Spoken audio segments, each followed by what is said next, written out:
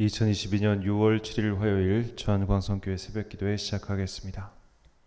찬송가 412장 찬양하겠습니다.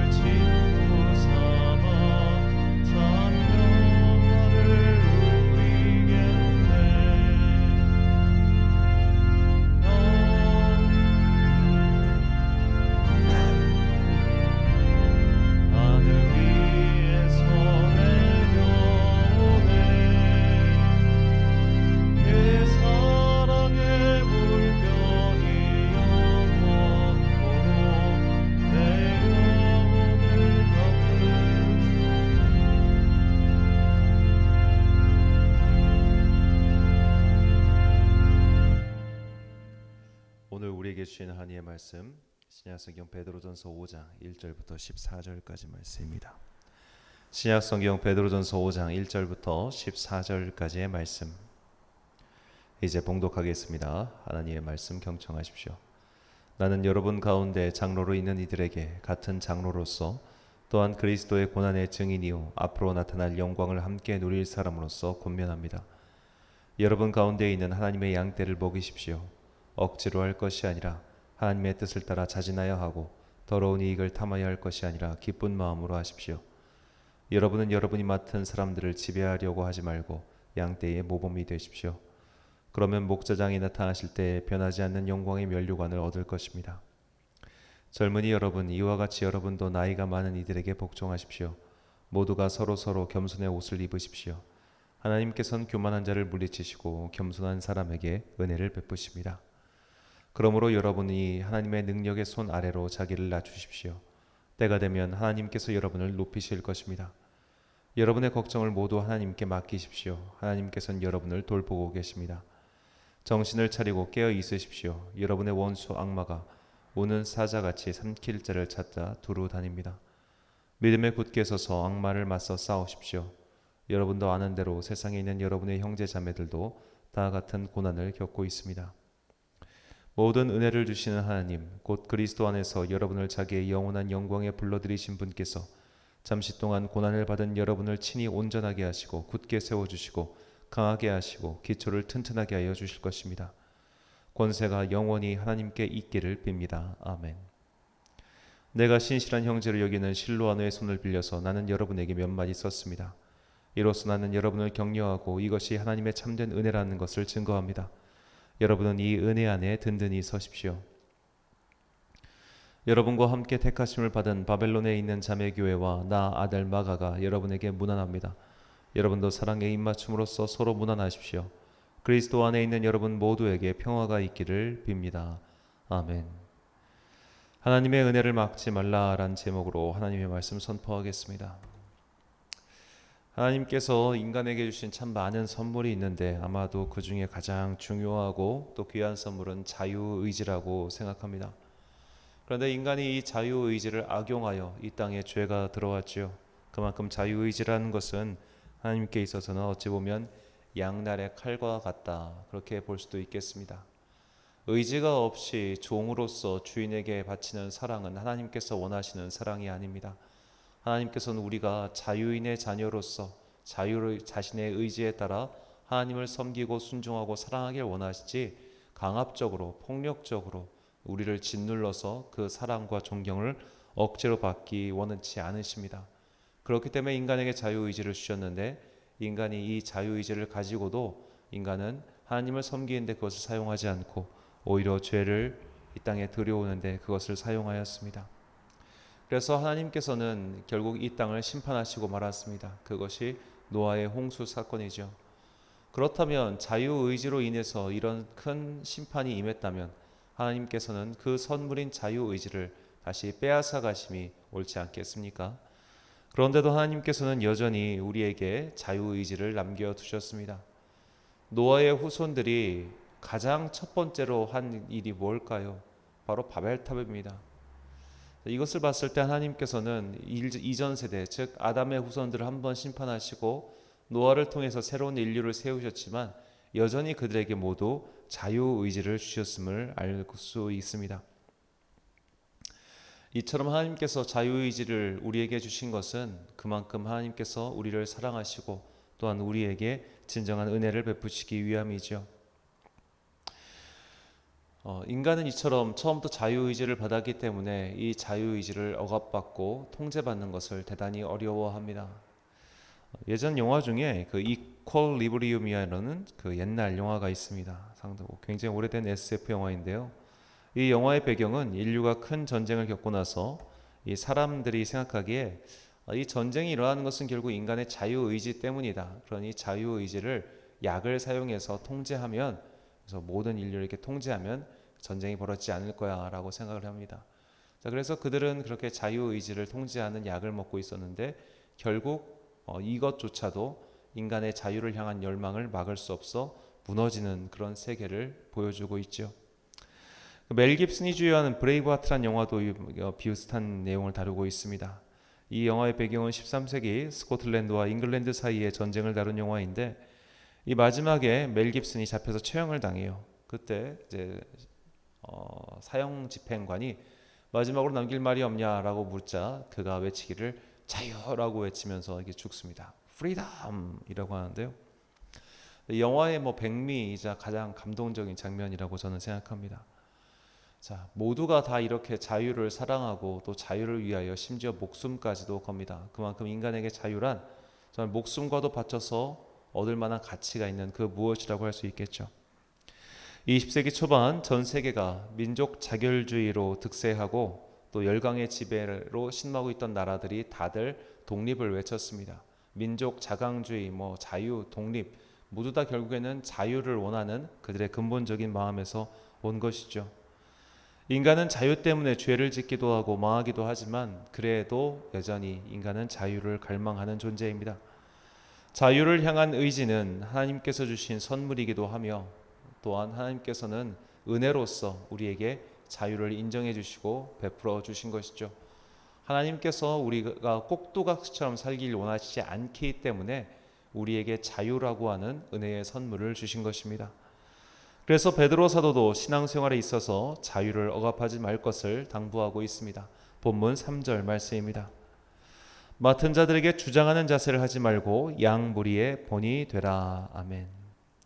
자, 여기서 주장하는 자세라고 번역한 헬라어는 카타퀴리에오입니다. 이는 주인이 되다, 지배하다라는 뜻입니다. 이 말씀은 1차적으로 교회의 지도자들인 장로나 목사에게 하는 말이지만 크게 본다면 모든 성도에게 하는 말이기도 합니다.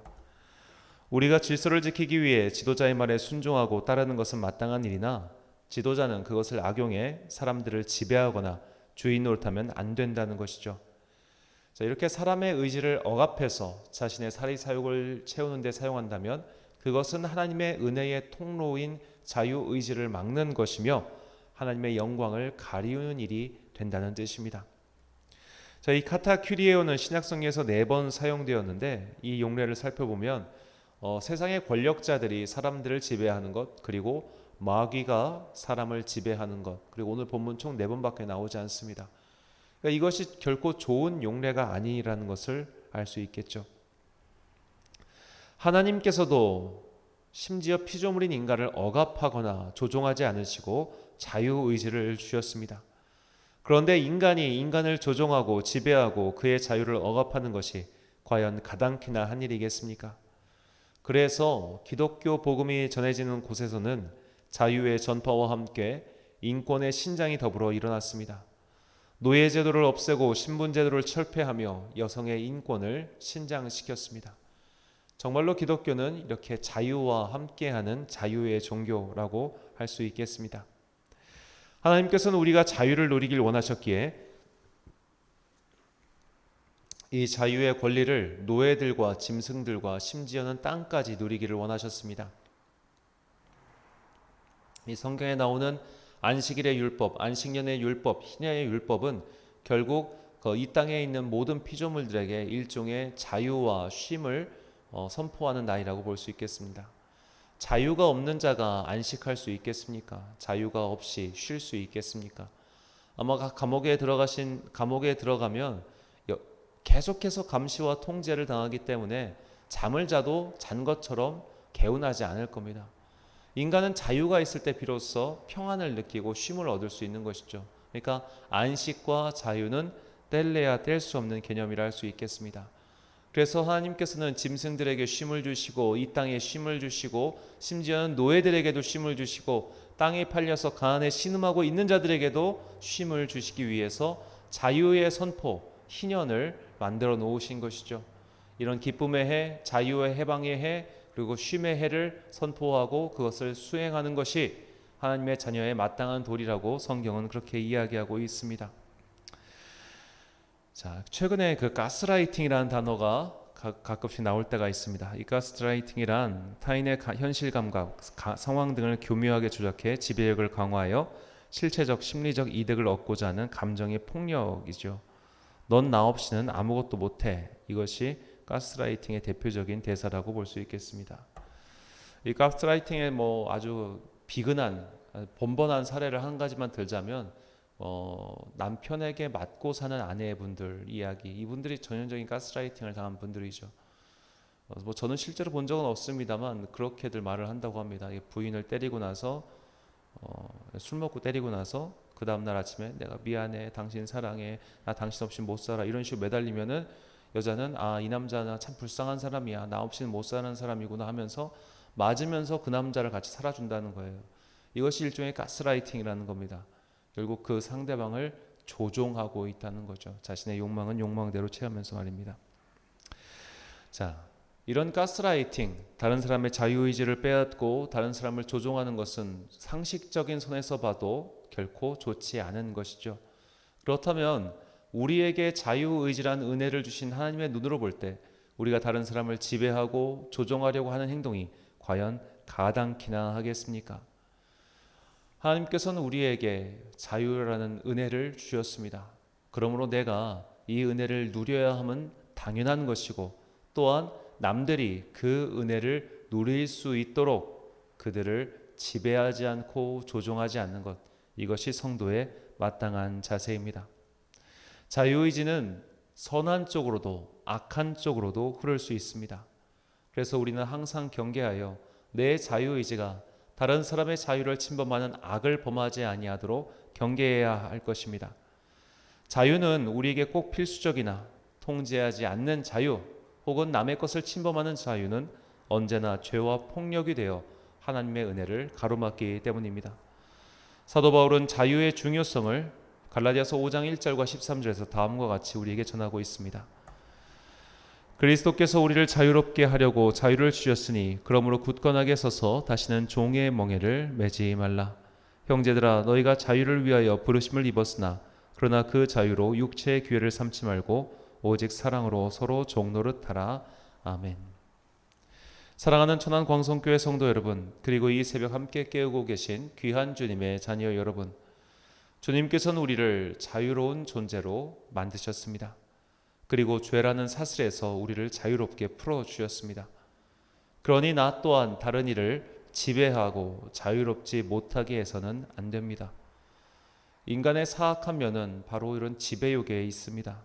다른 사람의 자유를 침범하고 그리고 그를 조종하고 싶어 하지만 우리가 진정 상대방 안에 있는 하나님의 형상을 존중하고 지켜주는 것을 통해 우리는 하나님의 자유라고 하는 그 은혜의 통로를 막지 않고 흐르게 하는 귀한 역할을 할 수 있게 됩니다. 기억하십시오. 신앙적으로든 정신적으로든 다른 이의 자유를 억압하고 통제하려는 것은 하나님의 은혜를 가로막는 행위입니다. 억지로 해봤자 그 사람이 내 마음대로 되는 것은 결코 아니며 또한 그렇게 해서 내 마음대로 된다 한들 그것은 그 누구에게도 이롭지 않습니다. 다른 이를 조종하려는 의도는 아무리 의도가 선하든 무엇이든 하나님께서 그에게 주신 은혜를 침범하는 일이며 악한 일입니다. 내게 주신 자유를 선용할 뿐만 아니라 다른 이에게 주신 자유를 침범하지 않을 때 우리는 하나님의 은혜가 막힘없이 흐르는 것을 보게 될 것입니다.